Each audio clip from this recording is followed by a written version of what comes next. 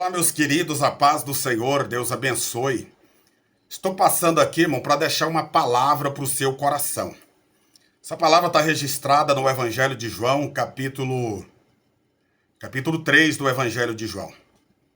Aonde Jesus, no capítulo 3, versículo 13 do Evangelho de João, Jesus ele diz: Ninguém subiu ao céu, senão o que do céu desceu, o Filho do Homem que no céu está. Essa pergunta, ela parece que Jesus estava cometendo um dolo. Por quê? Como Jesus pode dizer que ninguém subiu ao céu? O que foi feito de Enoque, no capítulo 5, versículo 24 de Gênesis? O que foi feito de Elias, no capítulo 2 de 2 Reis, versículo 9 ao versículo 11? Glória a Deus. Como dizer que ninguém subiu ao céu? Todos nós sabemos que o capítulo 3 de João, Jesus está falando com um príncipe dos judeus, um fariseu, que ele era mestre, ou seja, Nicodemos ele era formado.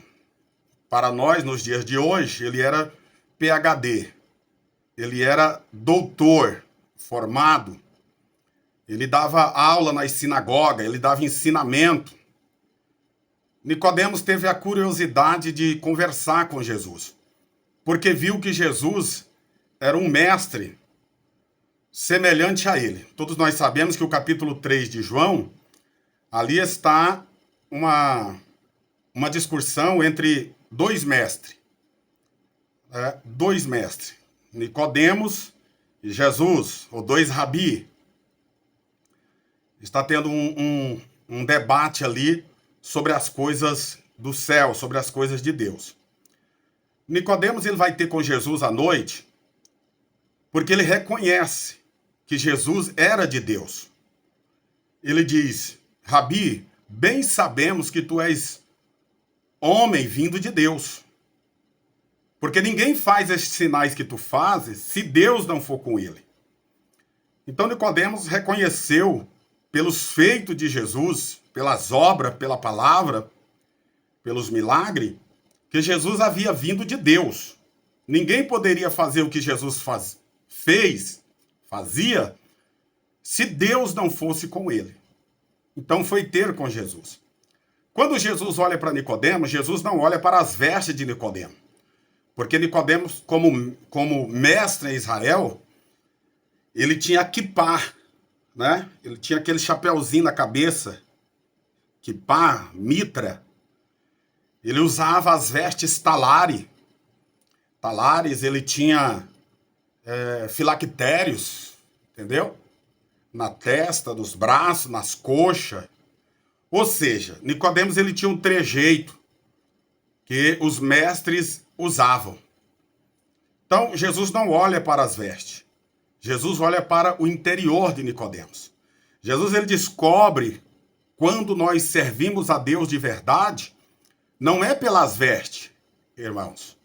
Não é pelas vestes, não é pelo cabelo, não é. A Bíblia diz, Paulo falando aos Gálatas, capítulo 2, verso 6, que Deus não aceita aparência de homem.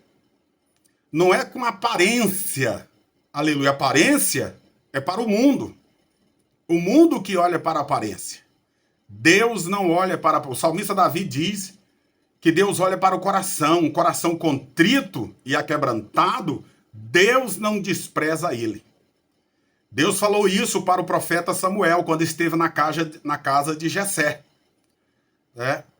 Quando Samuel olha para Eliabe, olhou para a sua estrutura, para a sua aparência, e julgou ser aquele o rei escolhido. Mas Deus corrigiu Samuel, o profeta Samuel, dizendo que Deus não olha como o homem olha, como o homem vê. O homem olha para o que está diante dos seus olhos.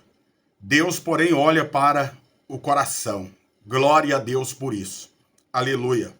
Porque nós somos julgados pela aparência, irmãos. Mas o Senhor, ele olha para o nosso coração. Por isso Jesus falou se eu não me engano, Mateus 7, 24, não julgueis segundo a aparência, mas segundo a reta justiça. Amém?